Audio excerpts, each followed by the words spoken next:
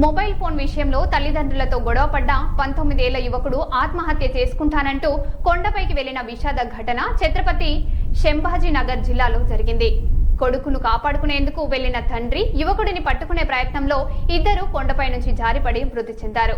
ఈ ఘటనతో షాకు గురైన తల్లి కూడా కొండపై నుంచి దూకి మృతి చెందినట్లు పోలీసులు తెలిపారు.